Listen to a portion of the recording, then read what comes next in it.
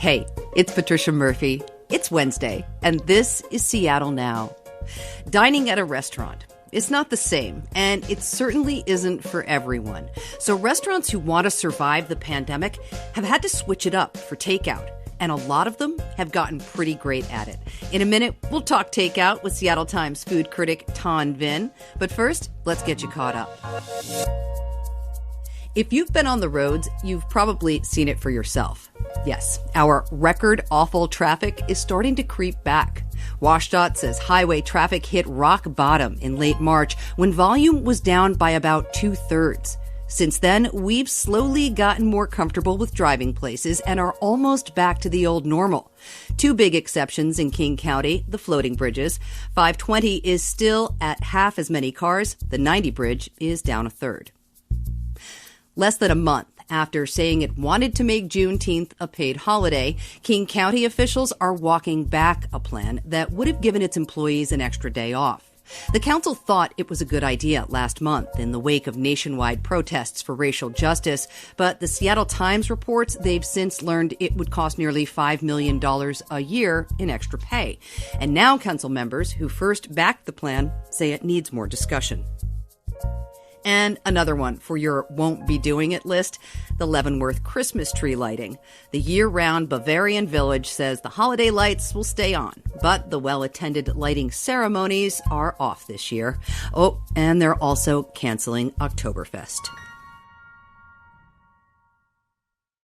We're in this pandemic for the long haul, and that means going out to eat is now code for takeout. Seattle Times food critic Tan Vinh says this calls for some new rules about how to eat when we're mostly picking up restaurant food to go. Eat your fries as soon as you get in your car. They do not hold up well. There's nothing sadder than wilted fries. Than to go home, you have this nice burger, juicy burger, and your fries are all wilted. They're not even crispy. It's okay. Just eat and drive. Another rule? Tip big. Restaurants are hurting, and they need all the help they can get.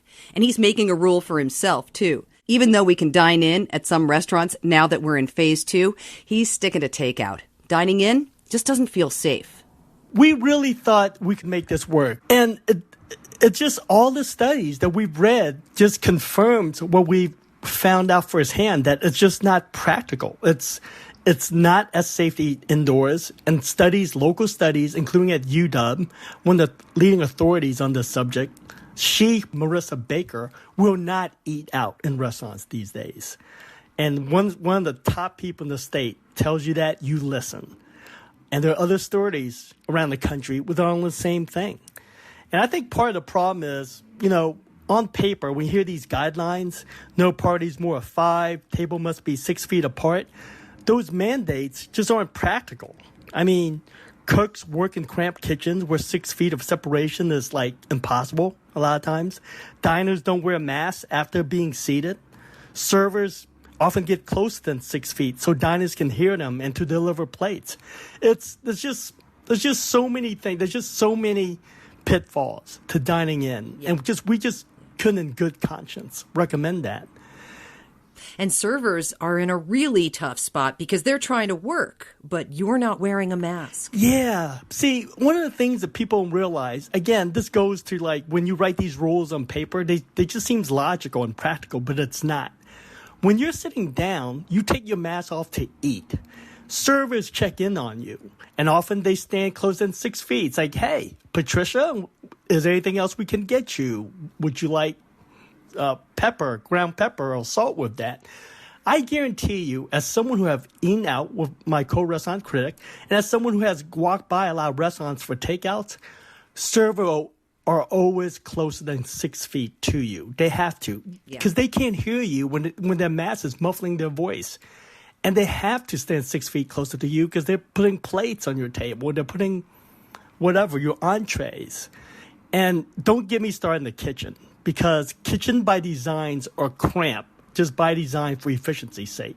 Because you do not want to walk 5 feet just to grab a jar of mayo. That's why they're cramped quarters, so that you can just turn around in any direction, take one step to get all your ingredients. So it's just not practical, and it's bad for the people. the customers, bad for the kitchen staff, the servers, and everyone. So that's why we highly recommend that people do not dine in and that they do get takeout. Now, Tan, you're a restaurant critic, so you still need to critique here. How are you assessing your restaurant dining experiences these days now that you're not dining in? Yeah, it's a tough situation we're in.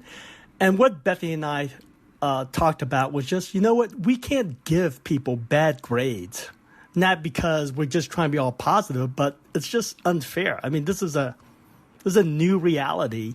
And it's not like we're grading on a curve, but what we're doing instead is the 5 best takeouts we've had this year. Things that we've seen that are like outstanding, that works out well.